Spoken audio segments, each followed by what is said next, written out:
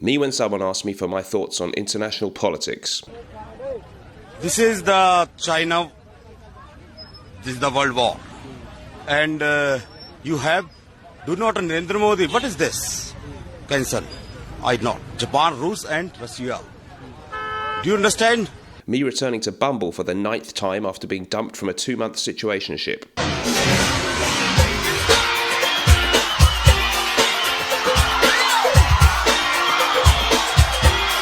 And this was me talking to my sister's new boyfriend at our first meeting when she'd gone to the toilet. She's a troublemaker. She has an anger management problem. I think she should see a doctor.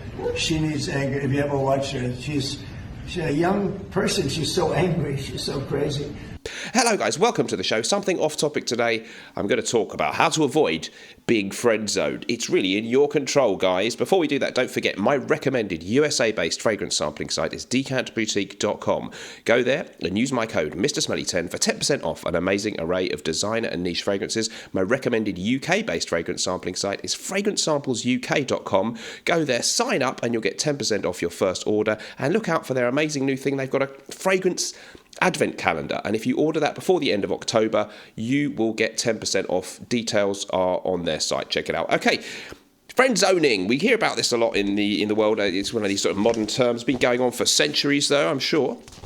And I'm going to tell you how you can avoid being friend zoned. Now, friend zoning essentially means if you've been placed in the friend zone, it means that you have romantic feelings to someone which are not returned, not reciprocated, but they do want you to stay as a friend. They like your friendship for whatever reason, and they want to kind of keep you around as a friend. It's not necessarily for malicious reasons. It doesn't mean they're a bad person. These things happen in life. Let's assume, for the sake of argument, that we're a man and we're talking about a woman. It can be any gender, any way around. Okay. Could be an ex-girlfriend that you've actually split up with, even a wife maybe, but let's say an ex-girlfriend that you actually were with for some period of time in a proper relationship established, and then things went wrong, presumably they ended it, and you still hanker after them, wish that they had not ended it, but when they did end it, or shortly afterwards, they said, hey, I do want to stay friends. And so you're still in regular touch with them.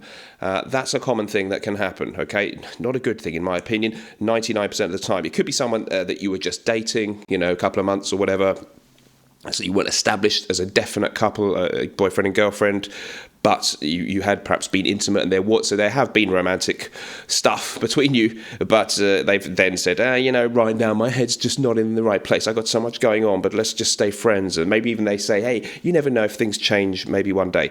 Okay, that's another one. Or it could be someone that you've actually never got past the point of just being friendly with, and you've hoped that it might become something more. Maybe you know them at work, somebody's talking to people online for whatever reason. Maybe they're a member of your running club or whatever, whatever clubs you take part in, your salsa dancing club, and there was a friendship. Maybe you've even been to coffee and stuff, but no one's ever crossed that barrier. But you've made it apparent you would like to go to the next level, and they've said, hey, no, just friends.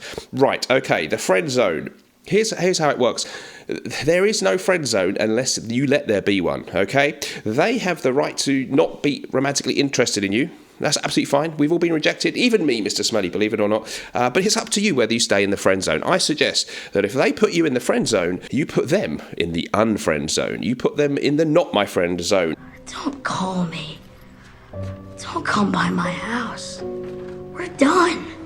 And here's why. Right. First of all, it's not really fair if they really have no intention of being romantically involved with you, or even if they're right now they don't want to be romantically involved with you, and they know very well that you feel differently. It's not fair to keep you along and say we'll just be friends, we'll just be platonic friends, and still maybe they like talking to you maybe every day. It reassures them, help boost their ego to have that little message back and forth with you each day. Hey, how are you doing? Makes them feel important in the world.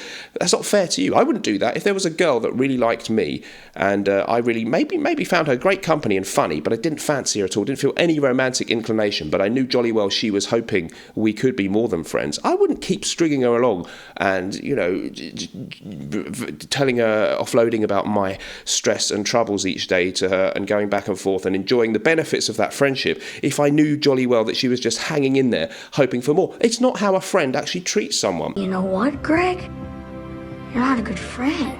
Whoa. So the thing with the friend, there ain't no friend zone. You control the friend zone. They have the control over whether they want to be with you romantically or not. That's fine, but you control the friend zone. Just there ain't no friend zone. So when they say to you, "I want to stay friends," you can either say thank you, but frankly, now that I've made my feelings clear for you and you feel that you're not feeling the same way, no hard feelings, but I don't think we should stay friends because it's not a good dynamic for me. I'd rather invest my time and energy finding someone that I feel this way about that actually feels the same way back. You can do that, or I kind of like to shadow friend zone people sometimes. I've done this in the past. You say, yeah, great, I get it, no problem, we can still stay friends. And then when they do reach out for you, still hoping for that same connection, but now things are a little different. You've been told you're just a friend. You just don't bother to really give them much back. You say, no, thanks, I'm busy this week. I can't meet you for a coffee, okay? I can't meet you for a catch-up. When they message you about whatever problem they've got in their life, you just give like a one-word answer, okay? That can be a fun way to do it too. I'm childish that way, okay? You can shadow unfriend them, or you can openly unfriend them. You don't have to block them. That looks all a bit silly, like you care too much. I wouldn't bother blocking them on Instagram or WhatsApp. Blocking's just stupid, unless you can unfollow them so you don't have to see images of them without necessarily blocking them. That's how I deal with it. So just when you get put in the friend zone, leave the friend zone and put them in the unfriend zone. Take back control. Would Chuck Norris be friend zoned? No. Would Clint Eastwood be friend zoned? No. Even Chuck Norris and Clint Eastwood may have been dumped and rejected by women, but they sure as hell didn't stay in the friend zone. Stay in the winning zone, the free single zone, if you can't be in the love zone. But you will find someone who will want to be your friend, and a whole lot more if you just start looking in the right places. Staying in the friend zone will waste your time and energy, so you don't find anyone better that is really suited to you. And it's also a gaping wound. You're leaving a gaping wound open, and a festering sore that needs to be dressed, covered, and then you move on healthily with the rest of your life. No to the friend zone, yes to the men zone. Let's be winners, guys. See you in the next video. Remember, whatever you're doing in life, let's project. And although sometimes life can stink, at least we can always smell good, right?